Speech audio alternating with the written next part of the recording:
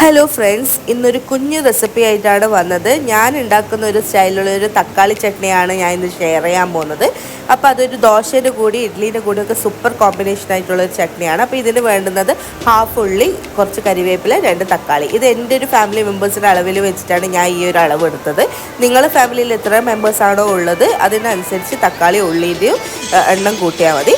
എന്നിട്ട് നമ്മൾ ഈ ഒരു അളവിൽ വേണം മുറിച്ച് വെക്കാൻ വേണ്ടിയിട്ട്. കാരണം നമ്മളിത് ഗ്രൈൻഡ് ചെയ്ത സംഭവമായതുകൊണ്ട് ഇത്രയൊരു വലിയ കഷ്ണമായിട്ട് മുറിച്ചാൽ മതി. എന്നിട്ടൊരു പാൻ എടുത്ത ശേഷം അതിലേക്ക് കുറച്ച് ആവശ്യത്തിനുള്ള വെളിച്ചെണ്ണ ഒഴിക്കുക.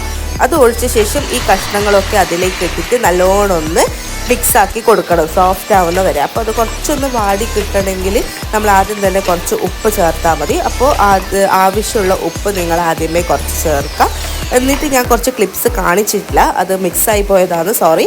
അപ്പം ഉപ്പ് ചേർത്ത ശേഷം നമ്മൾ അതിലേക്ക് 1/4 ടീസ്പൂൺ മഞ്ഞൾപ്പൊടിയും 1/4 ടീസ്പൂൺ മുളക് പൊടിയും ഇട്ടിട്ട്, ആവശ്യത്തിനുള്ള മുളക് പൊടിയാണ്, അധികം എരിവ് വേണ്ട, കാരണം ഇതൊരു സ്വീറ്റ് ആയിട്ടുള്ള ഒരു ചട്നിയാണ്. അപ്പോൾ അത് നല്ലോണം ഒന്ന് മിക്സ് ആക്കിയ ശേഷം ഈ ഒരു അളവിൽ ആയ ശേഷം നമ്മൾ അത് ചൂടാറിയിട്ട് മിക്സിയിലിട്ട് നല്ലോണം ഒന്ന് ഗ്രൈൻഡ് ചെയ്തെടുക്കണം. ഗ്രൈൻഡ് ചെയ്തെടുത്ത ശേഷം ഈ ഒരു കൺസിസ്റ്റൻസിയിലാണ് ഗ്രൈൻഡ് ചെയ്തത്, കുറച്ച് വെള്ളം ചേർത്തിട്ട്. എന്നിട്ട് വേണമെങ്കിൽ നിങ്ങൾക്ക് കടു പൊട്ടിച്ചിടാം, ഇട്ടിട്ടില്ലെങ്കിലും നല്ല ടേസ്റ്റ് തന്നെയാണ്.